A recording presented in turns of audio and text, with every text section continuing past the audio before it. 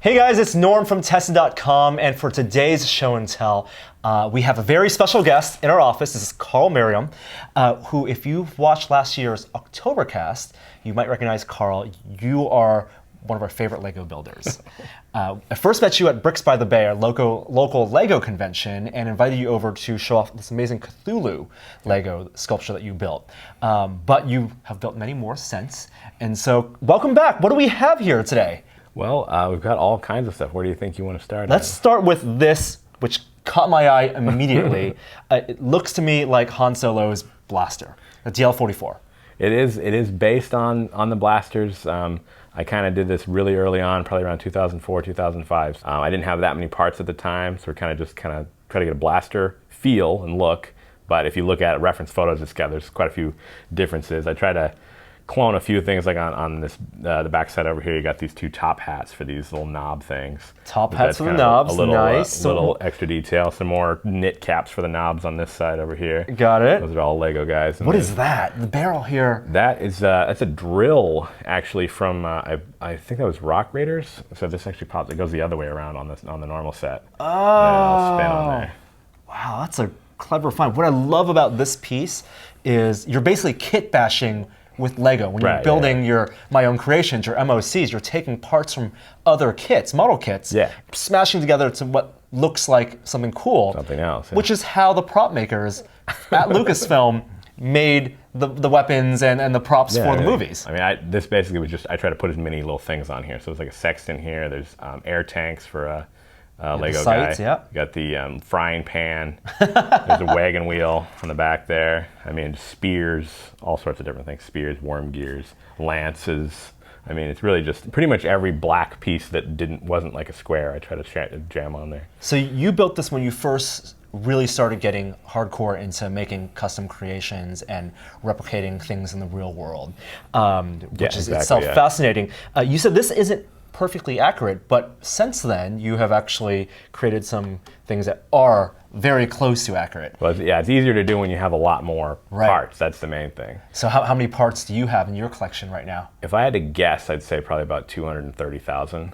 Wow. So a quarter of a million. Yeah, it's about Lego pieces. It's basically an entire 10 by 10 foot basement and bedroom type area, and it's just filled with bins and parts bins and just like in the Lego movie. Yeah, exactly. It's very similar. I mean, his Lego room is patterned after what a lot of AFOLs will have. Was usually, you can have a big setup and then the build area. Mine's basically just build area because I don't have enough room for like display setup. So all these things are pretty much in boxes until I bring them out to do something else. So this is something you recreated in Lego, and if we compare them, it looks very, very accurate. What is this? So this is a Brownie Hawkeye flash model, probably around between 1950 and 1960. They were making these cameras for just like point and shoot type cameras, basically. I've always loved this camera body. I've had it for years, and just the styling on it's like the epitome of kind of Art Deco, just unnecessary details that you don't really need to have on it to be functional. But they just really rounded out all the rounded corners, all the fluting on the sides, that kind of stuff. Yes, when you look at something like this that has curves and fluting, what goes through your brain to try to identify the Lego pieces that can replicate that? Well, the first thing I was looking at is that it is pretty square-ish to begin with. So you got, as long as there's like parallel planes, you can build it pretty normal, and then just kind of round off the edges. So like if you look at like this part right here, when you're seeing the curves, I can tell that that's going to be this little curve piece. That's very close to the same curve, and that they use in a lot of streamlined design is that actual like quarter circle on the corner type curve. And this is a big sculpture. It's not solid Lego. It's not too heavy, so you have to build the internal structure as well. Yeah. So basically, for this kind of stuff, you try to build the internals in a way that it'll just hold the outside facades together, so you don't have to waste a lot of space. Now this one, that you can open the side here, and you can see that it is fairly solid, but mostly because I made this extra support beam in here to kind of just hold it together better. Now, this doesn't actually have a real function, so it could be completely hollow. And actually, one of the other things I was thinking about is that you could probably put enough stuff in here because of the hollow volume to make it work as a 35 millimeter, like a pinhole camera. Wow. But I have to, figure out the ratios and everything for that sometime later. Yeah, absolutely.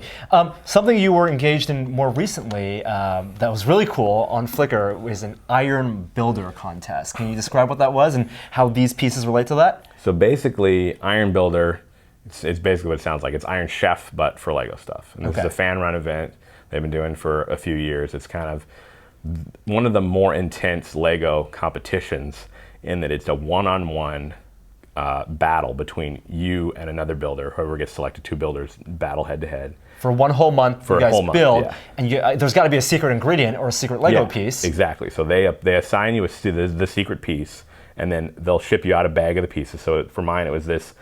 It is a 2x3 by 2/3 plate with a wingtip. Oh my God, so that's weird. It's probably one of the longest names of any part. And so for this one, I was trying to use the wingtip as much as possible, and then the different curves and things that you have in here. And you built this, which I love. It's a giant toothbrush. And you can see that wingtip is used here in these bristles. So we got lots of wingtips all over the place. Oh, and this is really cool because you built our tested logo for us in the back. And it's my notice that you built like a spine structure for some of your pieces. It's a really cool design. It's one of the things that in building things that are really long like this, you have to have some kind of something to hold the whole thing together. So a lot of times I'll do this and then just get more Technic in there because Technic has a lot more clutch power to it versus regular system. Oh, wow. This is very, very cool. This large scale brush. And then, of course, right here, I want to finish with Falcor. So this, I didn't actually build an entire Falcor. I kind of built a facade. And if you go on Flickr, you can see how it looks like a whole Falcor, but it's just kind of this side of it. Because basically an iron builder, it's all a time crunch. Right. So I just try to build as much as I can and look as impressive as possible or whatever. I mean, there's no point in building this side of him because you're never going to see it. Right. It's for the photo. Yeah. This is all building for the photo. So that's what a lot of the stuff that I did was. And it depends on the builder style if they're going to do that or not. Some people think that they should build the entire, finish every face, and I'm just like, well. I don't have that much time. No. I got other stuff to do, including building more Lego. Now, unfortunately, you didn't win this round of the Iron Builder, and you told me that the punishment, the lack of reward was that you had to actually build a trophy. That's right. For the other person. Yes. And that's what you did. This is the Iron Builder trophy I built for Peppa Quinn. He was the one that beat me out over on Iron Builder. A bunch of fantastic builds from him as well. And a lot of people were complaining that, well, there's no Iron Builder pieces in this. And I decided to be nice because this is the piece that we've had to torture ourselves with looking at for the whole month. And I said, well, I'll put them inside here so they're in here if he wants to remember what they were. They're in the base, but he doesn't have to stare at them the entire time, which a lot of people will build the trophy almost entirely out of the parts just to annoy the other person. Wow. Well, we wanted to get you in the office because you have some big news. You're actually moving to Denmark. Yep, and for people who follow Lego, that's where Lego is based. So what does that mean? That means that I'm going to be working at Lego. You're going to be working at Lego. Yes, what are you going to be doing at Lego? I am on the design team for Lego Minecraft, actually. Wow, congratulations. Carl, you're not only one of the best Lego designers that we know, but you're now the only person we know. We have an in at Lego. That's right. You're going to be designing the Lego Minecraft sets coming out next year, coming out in the future. And people can follow your progress and your updates on your Facebook page? Yeah, on Facebook, and then on the Lego Minecraft Facebook. That's where most of anything related to Minecraft is going to be at. Oh. So, and hopefully I'll be able to put some posts on there and whatnot. They post there quite a bit, though. They've announced things all the time. Awesome. So it's really cool. Thank you so much for coming by our office in your last week in San Francisco in the Bay Area. And good luck at Lego. I know you'll do us proud and do the Lego community proud. Thank you again, Carl. You can find more of Carl's stuff at his website. Follow the links below. I'm Norm. Check out our channel. Subscribe to our YouTube channel. We have more stuff, Lego stuff, cool stuff to show and tell every week on Tested.com. I'll see you guys next time. Bye.